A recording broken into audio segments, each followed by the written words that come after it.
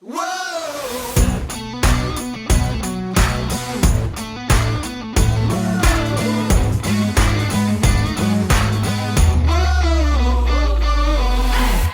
Welcome to the What's Our Verdict podcast, where we fashion ourselves cinematic judge and jury. My name is JJ Crowder. I'm here with my co-host, Mattson. I'm back. Better red than dead. And Alec Burgess. Let's get it. We appreciate you tuning in. I was sitting there zoning out. Were you expecting something? Well, no. No. A snarky line or something, JJ? But I Have I become so predictable? Maybe. But no, I was sitting there zoning out because I started thinking, I was like, how many episodes has it been since Mattson was on? But I was like, I think the last time that he was on was the one I wasn't here. Right? Yeah. That would be it. MC'd without you, JJ, and we're still here. Dude, that was weird. Just so you know, that was my first one in like over 200 and some odd episodes not being there. You probably listened to it and just crapped all over it. You're like, they need me. No, I actually listened to it and I was like, hey, it's pretty good. I'm going to fucking take a vacation. I got the spit take from Alec. Love it. If you want to see the spit take, go over to YouTube. Yeah, we appreciate you tuning in. Go ahead and hit that like, follow, subscribe, bell notification button, all those fun buttons, wherever you're listening. Keep up with us, and so you know when our new episodes come out. This is the fun shit we have. I'm geared up for this episode. I think it's going to be a good one. We are here to review Violent Night. It was released December 2nd, 2022. It was written by Pat Casey and Josh Miller. It was directed by Tommy Wirkola. It stars David Harbour, John Leguizamo, Alex Hassel, Alexis Louder, Cam Giganday, Edie Patterson, Beverly D'Angelo, Leah Brady, Alexander Elliott, and Mike Dupod. The synopsis for this film officially is when a group of mercenaries attack the estate of a wealthy family, Santa Claus must step in to save the day and Christmas. I'm now going to turn the time over to Mattson for what we'll call for shenanigans. What's our verdict? First synopsis? off, very, very misleading that he saves Christmas. I'm not sure why they threw that in there at the end because it's a Christmas movie. You have to save Christmas during the Christmas movie, man. I don't know. That's a staple. First off, let me just go through the summary first, and then we'll just dive into some of the intricacies of this movie. But this is a Home Alone meets Equalizer meets John Wick film on steroids. If you're looking for blood that doesn't make sense and you've never seen it in places before, and maybe I should have thrown in 300 without the abs because Santa does not have a six-pack. All that combined together, and you've got family dysfunction. Who doesn't love getting together as a family during the holidays and just pointing fingers and trying to impress someone or hate on someone else? This movie's got it all. So if you want family drama, you want a rich family that actually hates each other's guts, you got that.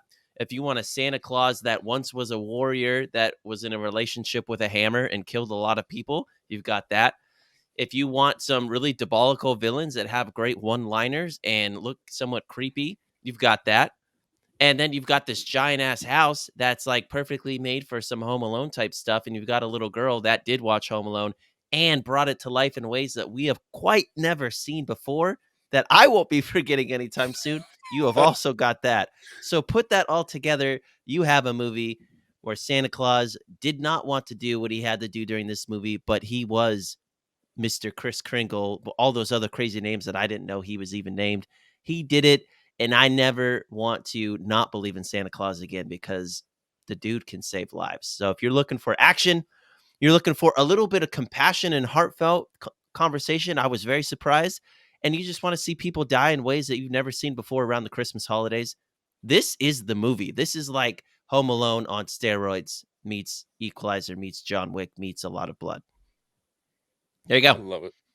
Don't forget Die Hard. You got to throw the Die Hard in there. Yeah, I guess you could throw fair, but very fair. A little bit of White House Down. Yeah. Please don't bring that shit into this. Oh my gosh, let's not do that. Yeah, don't bring White House Down. Look, this is officially.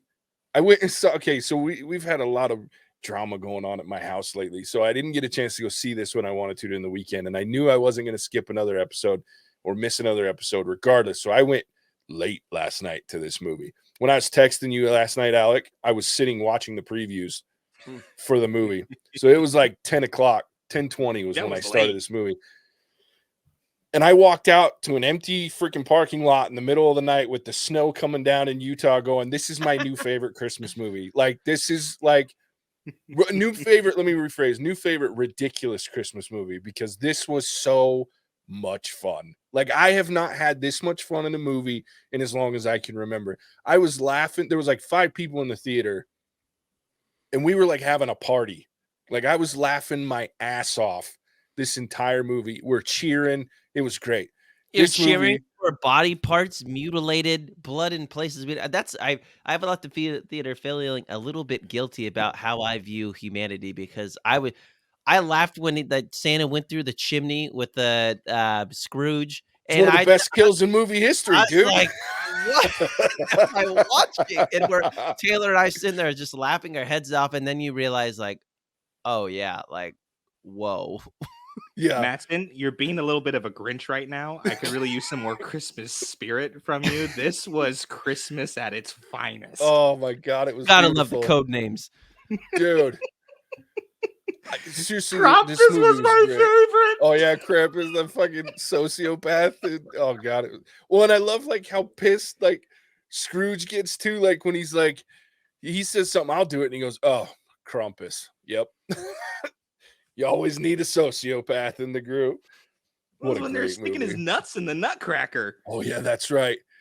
Crump. Always leave it to sociopaths Well, to try something new. And he's like, I'll do it. Yeah. Actually, I turned to Tay and I was like, I know when JJ when he saw that, just absolutely died. He just died. Dude, He's I was floored. rolling. I was like, are they gonna actually do this? They can't do this. It's the girl's dad. I was like, come on, do it to the kid. That would be okay. Bertrude. Yeah, Bertrude. Oh my God, what a great. There's so many things to talk about with this movie. Like, I don't even know. Well, we how can to start start. with the worst scene, and that's the beginning, where you've got the dad just kind of like standing on the side of the road.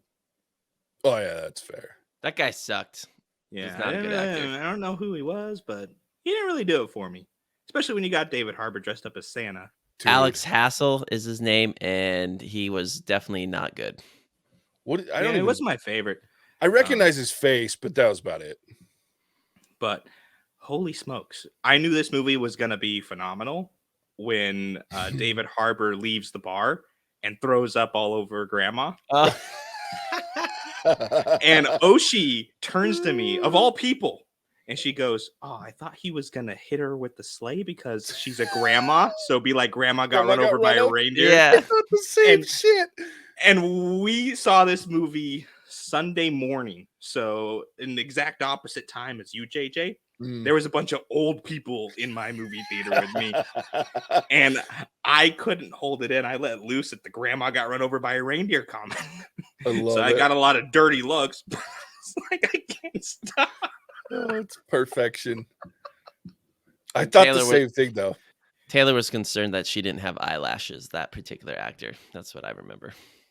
Interesting. I didn't even notice that she was missing But eyelashes. The only one-liner I was missing is when his bag got burned and then the reindeer brought it back. I thought it. Somebody was like, I wanted him to say, Santa's got a brand new bag. He didn't say it though. And that shit would have been great. I wanted him to, they said it perfectly. I was like, oh, he's going to say it. It's going to happen right now. And then unfortunately, no. No, but I do love that Mrs. Claus sent Skull Crusher too late. Like, that shit was great. The little girl's like, Skull Crusher, like all excited. This little girl's gonna be the worst when she grows up. Oh my gosh, she's gonna be a terror. Can you imagine her as a 13-year-old? Oh, it's gonna be beautiful. I want to see that movie. Dude, you know who else impressed me is the mom, even though she's not in it much, but Alexis Louder. Why is she in 2 of my favorite movies over the last 2 years? Like, because she was in Cop Shop. She was the sheriff in Cop Shop, which was also one of those outrageously strange but perfectly cool movies.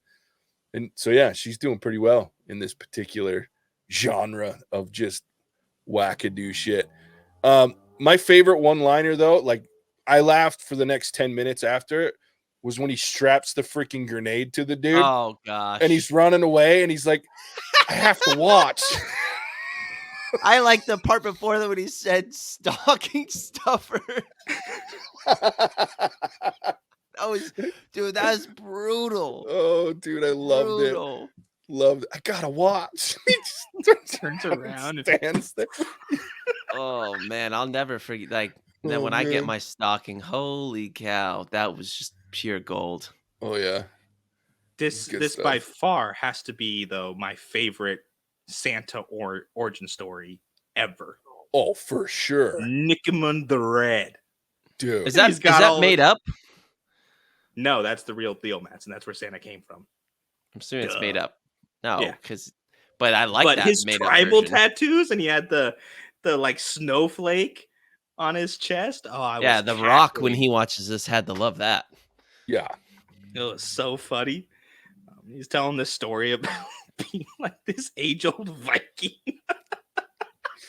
Well, that's when he first takes off his shirt to sew his gut up. I'm like, what the is that? And then they cut to that flashback of him in this Viking helmet with the village burning around him, and he's just. I was like, this is the greatest thing I have ever seen in my life. I didn't think it could beat drunk ass like fist fight Santa, but now I know he was like Thor. Yeah. Oh god, it's perfect. I loved it. I want to know everyone's favorite death scene or way that they cringe the most to die, because there was definitely a few that you could pick from. I mean, the one that caused Taylor and I to laugh the most was definitely the star in the eyeball, and then the Yeah. light flipped switch on. I don't know if the physics correctly worked there. I don't think so, but man, I was not ready for that.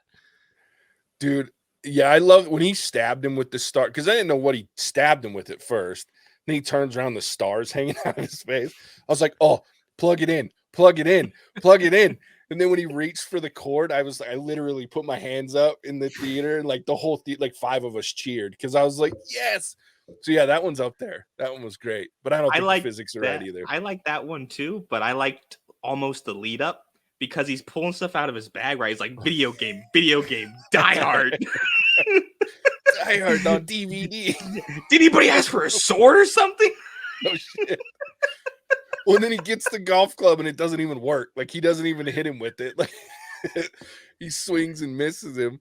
Yeah, I think the one that got me that I was like really excited for, but then it wasn't the best kill, but like when they goes into the shed, first of all, the shed scene was epic. Beautiful. The whole thing was just perfection in personified. But the first thing they show when he's getting ready to hide is the freaking snowblower. And I went, oh, somebody's going to get just ratchet through the snowblower. That's not okay. But then it wasn't happening. And then he fired it up, and I'm like, yes. And that was great. We just know that the physics there don't work as well because it was spewing out a whole lot of blood. I was like, once it hits bone and stuff, it's going to like not work. But well, shit, mine jams up with snow almost every time I'm using it, so it's certainly not getting through the dude. But it was so awesome to watch anyway, especially because the snowblower pulls 2 of them. Like, yeah, one I'm of them like, through it. that's The other, a powerful snowblower to drag human being. But it was cool. I mean, I'll give the movie. I'll let it slide there. But the only it's just funny because stuff like that. But then like the death of the what was the gingerbread, I think was his call sign. Mm-hmm.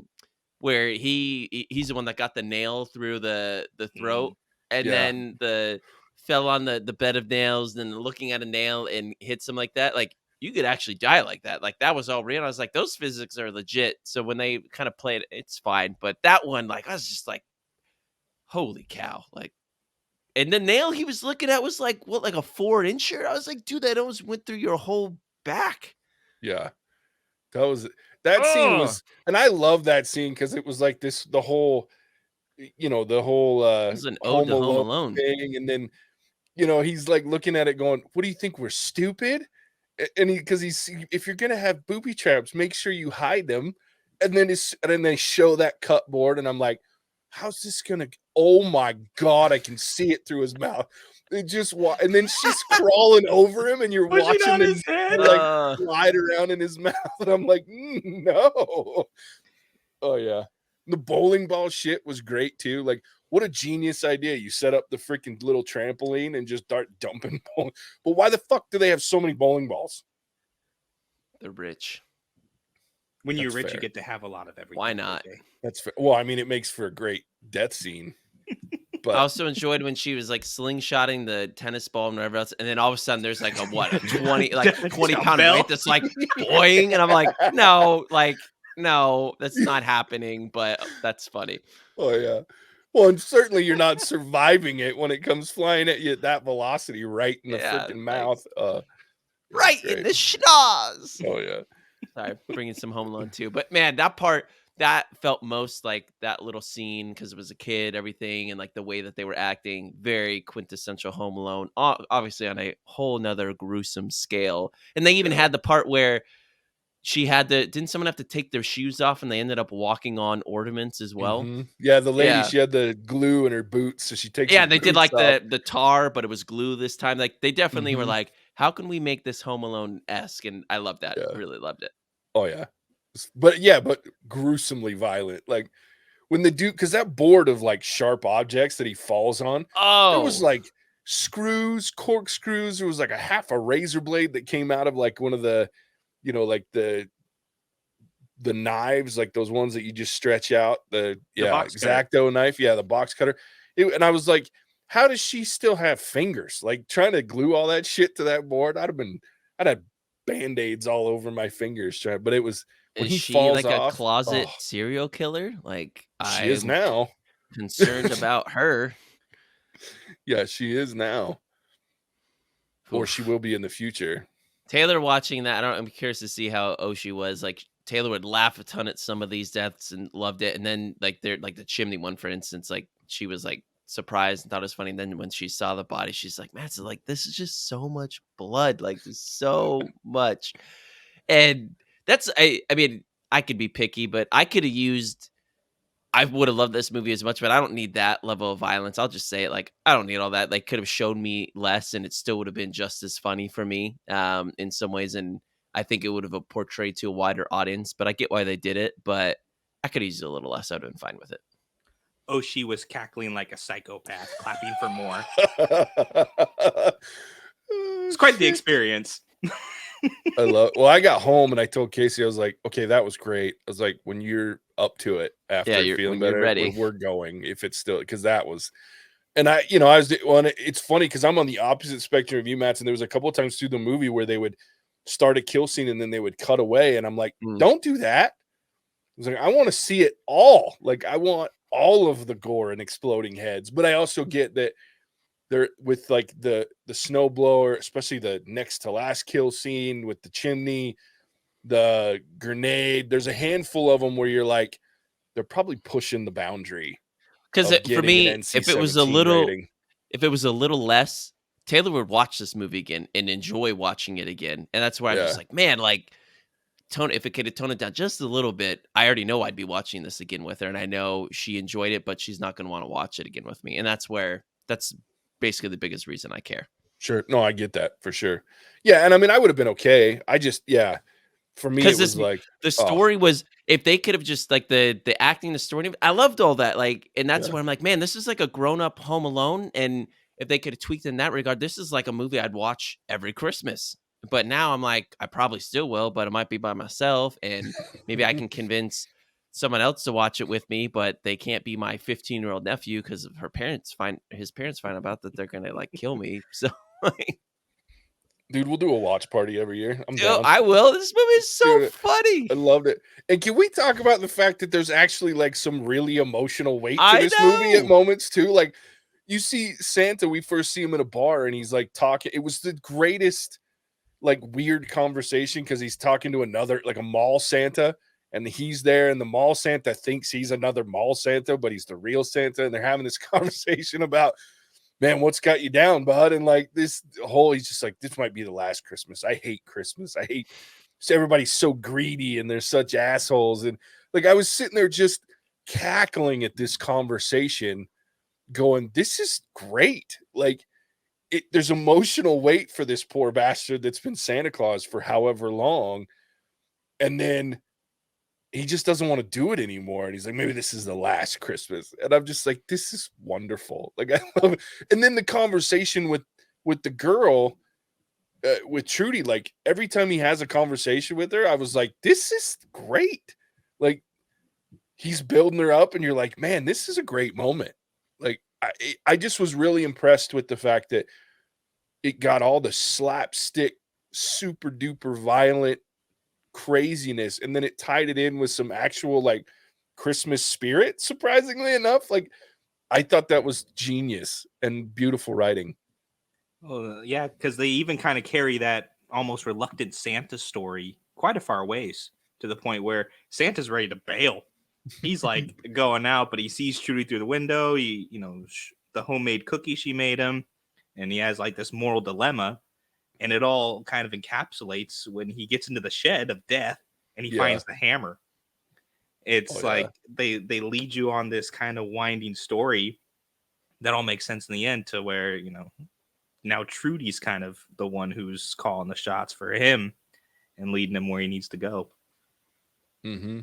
David Harbour is a great actor. I mean, I felt like points the way he is in Stranger Things and like his conversation with the girl, I was like, oh, this is like Stranger Things-esque with him and Eleven and kind of the journey he was trying to help her through. And he's just very good. But I also we need to give props to the other side of the fence, Mr. Scrooge. How do you say John's last name is? Leguizamo. He was awesome. Dude, freaking delivered in. I mean, they didn't ask him to. He's not trying to go for an emotion, like a well acted, like. He just killed it for what we needed. We need someone that was a psychopath. We need someone that delivered some good lines, that was mean, and then he showed us a little bit of the inner workings of his soul there at the end. But man, dude was freaking loved him. He was awesome. Yeah. Well, and what a great story when he's telling the story about, his dad gets laid off. Like, Christmas was his thing. Like, that was his jam. And then his dad gets laid off and he goes and steals his neighbor's Christmas gifts and accidentally kills the grandpa. And then he has this moment of like pure psychopath where he's like, I think it was an accident. I might have pushed him. I don't know. I was like, it's such a great moment. And then you talk about Mattson in the end where he's like, I was born for this very moment to end Christmas. This is when he realizes it, you're like waiting, kind of like the other two that figure it out. They're like kind of reluctant to try to kill Santa Claus. But he's like, oh, hell no, this is the greatest night of my life. Like, I'm going to kill Santa Claus. Yeah, it was great. John Leguizamo is the shit.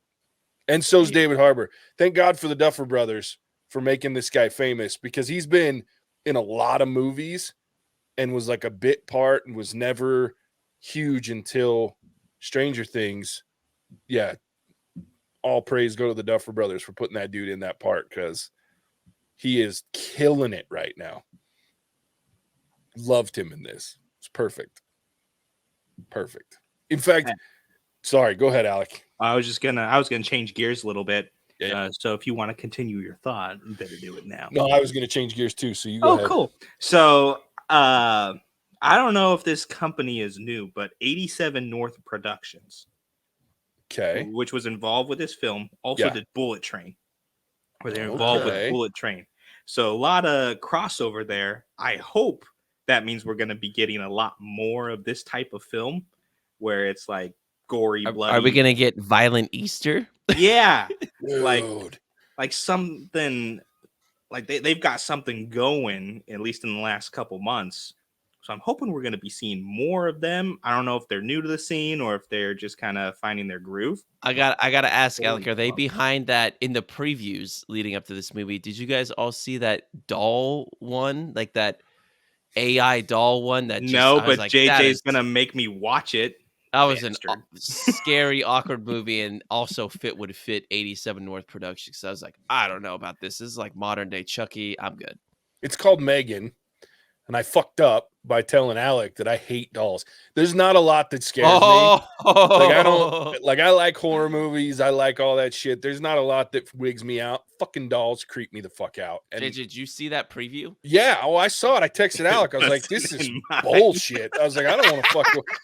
And I texted him, and then he like sent me this. It was beautiful. He sends me this fucking creepy ass doll picture back in my It's text. From Twilight Zone, the Tiny Tina doll. Oh, and as soon as he sent it, I went, in my head, and I texted it back to Alec. You know that video where you're like, and it was in that moment he knew he'd fucked up. Like I was like, why did I tell Alec Burgess of all people that I fucking hate dolls? But I do. Good. Yeah, I saw that preview and I was like, you had to be uncomfortable because that one I bitch. was like, why? This is just next level stuff. Yeah, I was uncomfortable as soon as like it came up and it was like Megan, and then she walks on the screen and I'm like, nope. Fuck this. I'm out. I was like, and it's even worse because like she looks realistic. It's terrible. Yeah.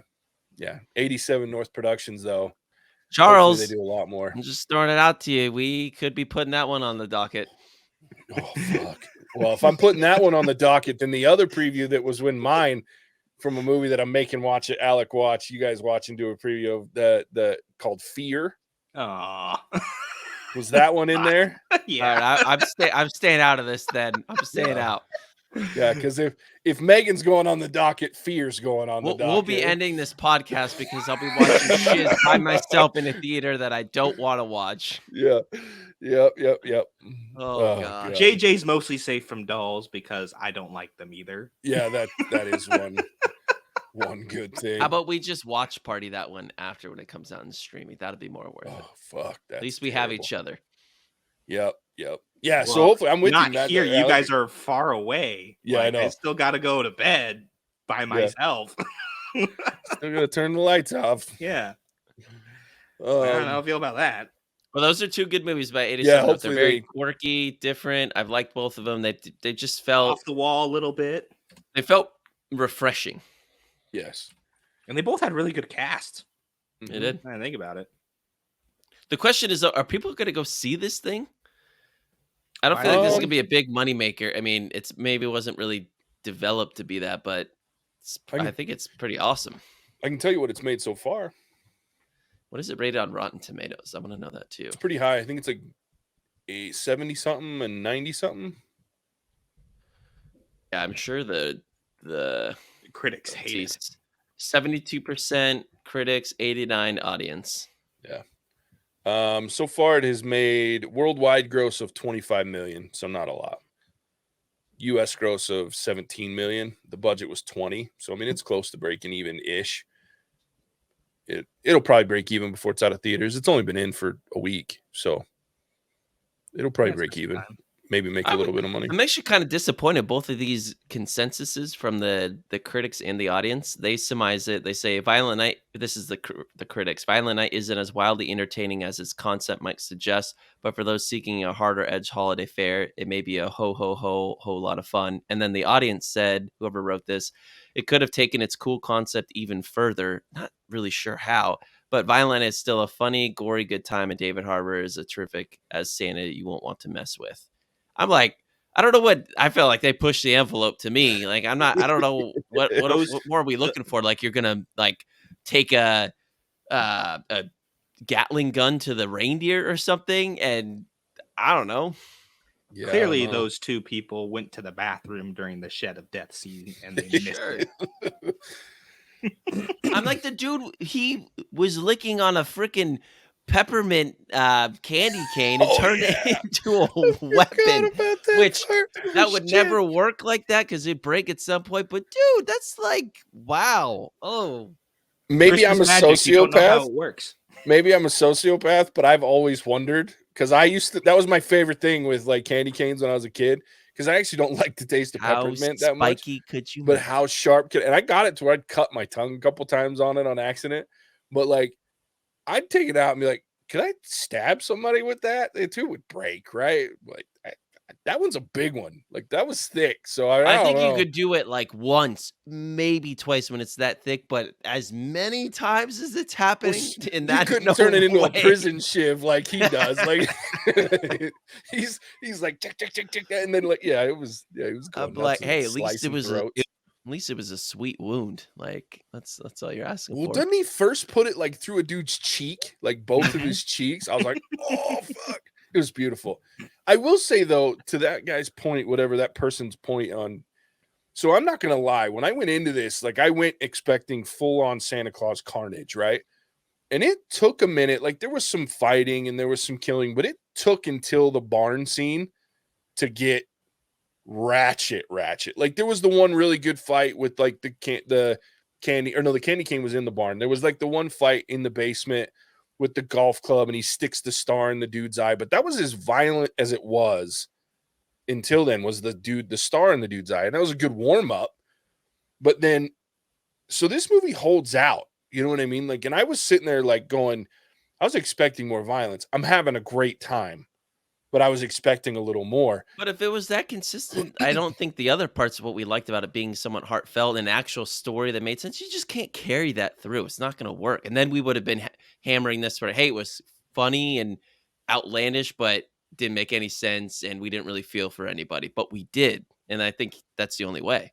Sure. Well, and I think you get fatigue after I was watching it, and after the barn scene when it goes all fucking haywire at that point. Up until that, once I got to that, I was like, oh, I'm so glad they held off, because I think if you'd been having that ridiculous amount of violence up until that point, I'd have got fatigued by the end of it and been like, okay, it's a lot. Like, It's like Bullet so Train. You think about it, like with what are the two brother Lemon and what were the Tangerine. Tangerine. yeah, Lemon and Tangerine, like because that movie had a lot of moments where it spike up with like crazy violence or something happen, but then they'd have those like moments of heartfeltness or laughter and things. And I think that's when movies do that well, it's learning how to balance between the two. Because Mhm. even you think of like John Wick or even the Equalizer, it's more of a build up. They have pockets of it, but then it's usually the last core 10 to 20 minutes where it's just like, damn, we're doing it. And you really appreciate it once you get to that. Because that's what I love about the Equalizer at the end in the store in the first one. You're like, oh, wait, like, damn, the dude did it. But if that had been the whole thing, then you just wouldn't appreciate it. That's what we always look forward to with Home Alone. Everyone, you watch the first part of it just to get to the end, but you appreciate the end because of all the little moments that got you there. And you're like, finally, can we just get to where everybody dies? Yeah. Well, and I won't lie, like the last, when we cheered again, like I think the first major cheer of the movie was like right before, when he goes into the barn and he sees the sledgehammer and he says, Santa's gonna chew through these guys like Christmas cookies. Like, I came out of my seat, like I was so happy. And then you knew it was on, right? Like that kind of line, you knew it. And then it did not disappoint from then on. Like, it's just throwing sledgehammers like fucking and just beating the shit out of it. Was great. It's just great. Well, then you also have, did you guys pay attention to the music in the background? It was talking about like the look on kids' faces on Christmas morning, like how joyful it is as Santa's twirling the sledgehammer around and smashing in faces. Oh, God. Putting people through the freaking snow blower. And Yeah. oh, it was great. Yeah. Sharpen. And I love that. I do. Speaking of the candy cane, when he like takes it and puts it in his mouth, like while he's hiding, and like so ridiculous. Dude, I was laughing so hard. I'm just sitting here remembering just wanting to go watch this movie again because it was so damn good. It was so entertaining. Yeah. It's what movies should be. Just Absolutely. straight entertainment. Yeah, just fun from start to finish, man. Just fun. I can't even think But of we didn't anything. talk about my favorite person in the family, though. Um, it's the boyfriend, right? The Morgan Steele. I love that guy. Cam Giganday, dude. That guy hasn't done shit since like what was he was the bad vampire in like one of the Twilight movies, the very first Twilight film. Then he did some like MMA movie, and that was it. So it was funny to see him. He did good in this one to play someone that couldn't act and really liked themselves, but that dude made me laugh. Dude, when he busted out the window and like took off, and like the grandma's like, Jean-Claude Van Damme over there is leaving us. Like, No, it's Jean-Claude Van Dipshit. oh, Van Dipshit. That's But right. then when he's coming out and he meets the kill squad, and right before he's like barrel roll, and Well, and his Christmas gift is a pitch for a shitty movie. Like, this is the financials. parts of Asia. Yeah. We went to some parts of Asia and they just loved him. Oh, God. And then he just gets like ruthlessly gunned down. Like, It was beautiful. Yeah, he was funny. But the kid was funny, like the Bertrude or whatever. Bart. Dude was cracking my shit up. And they call him Bert. He calls himself Bert at the beginning or whatever. So when they were like making fun of him because he's like, well, you named your kid Bertrude. Like I almost fell out of my chair. I was like, that's what Bert stands for, like is Bertrude. And that like the way that the sister and her husband and the kid were like just shamelessly like up the grandma's ass trying to get. Oh, dude, I was dying. Shit was great. Yeah, it was pretty awesome. My only we already said at the beginning, but the only person that didn't like the dad, Jason, Yeah, he was boring. He was even Not at a the fan. end, like there just wasn't anything about him that was No. interesting. And I remembered now where I saw him. He was translucent in the first season of The Boys. He's the guy that they shoved the bomb up his ass. Oh, yeah. Yeah. Oh, good thing they killed him because that would have made it worse. Yeah. Yeah, he was nothing special. I gotta say, go ahead. keep going. No, go. Well, I was just saying another 87 North film was Nobody. So Okay, again, well, right up that ultra violent. They got a strong track record so far. The other thing I want to talk about, the ending of this movie, I didn't love that we saw him earlier having to actually stitch himself up, and then he gets brought back to life. And I got the whole belief thing, but that seemed kind of awkward to me because everyone's like, "Oh, I believe." I was like, "What the hell are we doing here?" Like, if Santa's immortal and he's been living this long, or he isn't, like, we need to have some sort of common ground here. And I really like that part so much. Yeah. The only thing that I looked at with it was kind of in the beginning, he is over being Santa, right? Mm-hmm. Like he's done. He's done with the gig. This is his last Christmas. He doesn't care. Versus at the end, he kind of is returned to Santa's roots. So he speak. got the magic back. So that's the only kind of thing. But I agree with you in the way because it is kind of just awkward and weird that he's got to stitch himself up. Versus at the end, he takes 3 bullets right to the chest. More I'm like okay 7. with that. I believe. I don't care that he comes back. I just didn't like all the people saying I believe. It's like, it was a little weird, a little awkward. Just felt clunky. It's because they didn't prep you for it. I think something like because I thought the same thing. Like I was like, they missed an opportunity to tie it all together by when he's bitching and moaning at the beginning of in the bar scene. He could have had something like, I wake up sore every morning. Or I used to not be able to get drunk because it's waning. That's a good point. Yeah, because people don't believe, and that's all he had to say was because less people believe than just nobody believes except for the kids. Every like Santa movie, like it made me think of the Elf, like Santa was losing power and everything. I was like, but that is like every movie, every Santa story is like you can just lean into that. That's okay. Like that's tried and true. We probably are expecting that, but they did do it. Yeah, and I think they could have like 2 throwaway lines. One at the beginning, right, where he says something about, I even feel old and shitty because nobody believes in me, so I'm sore all the time. And then when he's sewing his ass up, because it would have been perfect for David Harbour to be sewing himself up, and as he's doing it, going, these fucking non-believer pieces of shit. Yeah, I gotta sew myself up because of these assholes, and something like that then ties it together to where we get that cheesy I believe too. And now it's like, oh, look, everybody, he's healed himself now. So yeah, there we go. If we rewrote that movie, that's the only changes. Yep. We need to get hired by somebody. Dude, I'm fucking telling you. So let me watch your movie and then I'll figure But shit out. they have watch parties and stuff. That's just where I'm like, I don't think we're the first people to have probably thought that. That's where I was like, how did you just not catch that? Because it wouldn't have been that hard to be like, oh, okay, we got to like 2 little tweaks.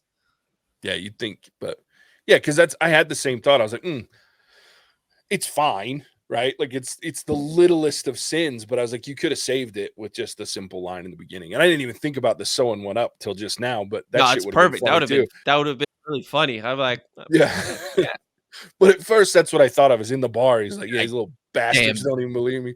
Damn video games, Amazon Prime, freaking like, what the hell's going on here? I'm stitching my fat ass up. Like, yeah.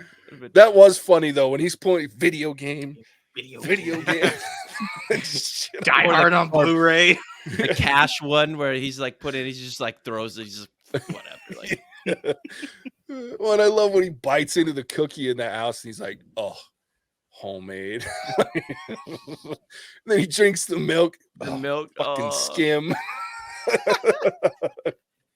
It was so Or the part when he good. got into the big house though, and the all the liquor on the wall, and he's Yeah. like, I don't know what he said, but he was like, oh yeah, like Yeah, well, and he just pours the milk out into the freaking champagne bucket and then Mhm. pours the liquor straight into the old milky cup. Like, oh yeah, it was so good. So good. Well, that, and then like when he gets pissed, like, because he's like gonna leave, then he looks in and sees Trudy and he looks down at the shitty looking cookie that was him and he's like, God damn it. And he takes a bite as he's walking back in the house. It's Last great thing I want to shit. say, I want Santa's sense of time because clearly, I mean, we all know the lore. Must live in some alternative time loop, multiverse or something. But I'm like, dude, I'd love to. The things that I really want to enjoy and slow down, I can just be in it for however long. That'd be a great superpower to have. And then the stuff you don't want to just get through to be done with it. Sweet. Yeah.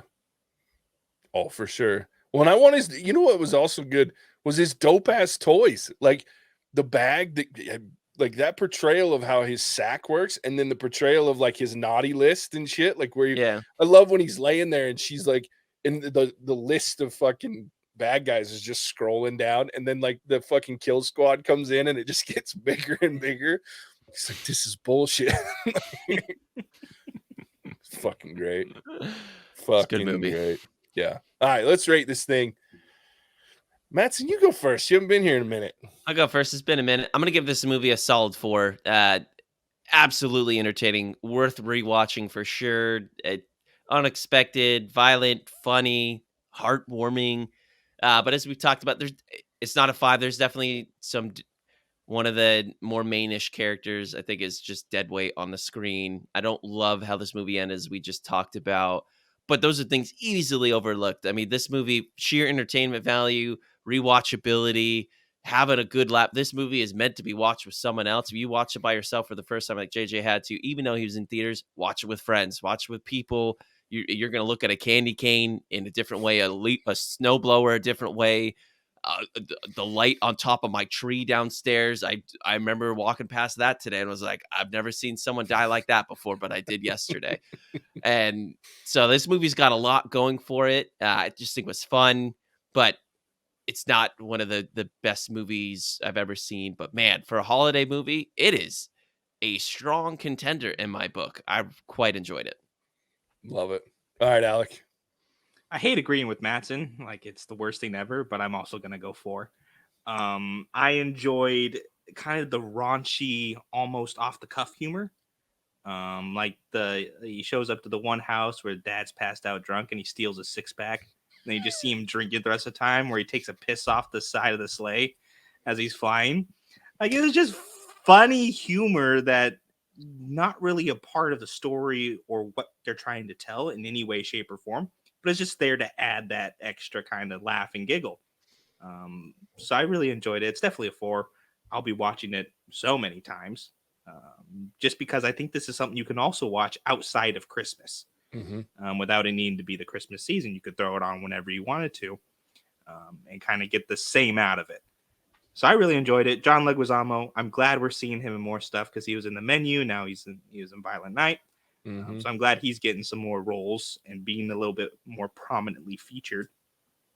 But yeah, awesome. I loved it. Awesome. Guys, I want to give this a 5. I'm not going to, but I want to. Like, that's how much fun Do I it. had. We already in brought this it down, movie. JJ. Do it. It's not a 5 though. JJ knows. Yeah, Do it. I know. I want to, but I'm not going to. Because it's not. However, I am going to give it a 4.5. And I think it would have been a 5 if it weren't for the fact that, like you said, I think there was like 1 or 2 little pieces that I was just like, and it's so nitpicky, but for me to say it's the perfect movie, like every time I've given a 5, it's because I just didn't have anything to bitch about, right? Like that's the only little thing I can bitch about. So I mean, it's there. I could and not feel bad about it, but I'm not going to. However, I am going to give it a 4.5. This is now added, and I literally like halfway through it, I'm like, this is going on. I didn't say it out loud, but in my head, I'm like, this is going on my watch it every year list minimum. It will be one of the 4 or 5 Christmas movies that I watch during December every year without fail, because it is great fun. Shoot, watch it during Halloween. It's a slasher. Well, no shit. Like, you can watch this, and like Alex said, you can watch it anytime, and it's entertaining. And I think that's the best part is I went into the movie theater going, fuck, it's 10:20 at night. I'm really tired. I had to watch a fucking doll in a preview. I was pissed. But I left like with some energy and like some adrenaline, because that was, and I was like, man, it's been a minute since I've been this jacked walking out of a movie. But it was fun. It was entertaining. It was hilarious. It had heartwarming moments. Like, you really enjoy the relationship between Trudy and Santa and pretty much everyone you're dealing with. I mean, it's just funny. And on top of that, all around is just this perfection and this delicious violence, like, that is so ridiculous and over the top. Great acting. David Harbour is a freaking gem. John Leguizamo will always be one of my favorites. And like I said, even though she didn't really play a big part, Alexis Louder is becoming one of my favorites too. Like, she just stands out, even when she's doing like 2 lines and then it cuts to Santa killing someone. Like, I enjoy watching her on screen. So a lot of fun. Go check this movie out. It's hilarious. It's fun. 4.5. Don't take your kids, but do take your friends.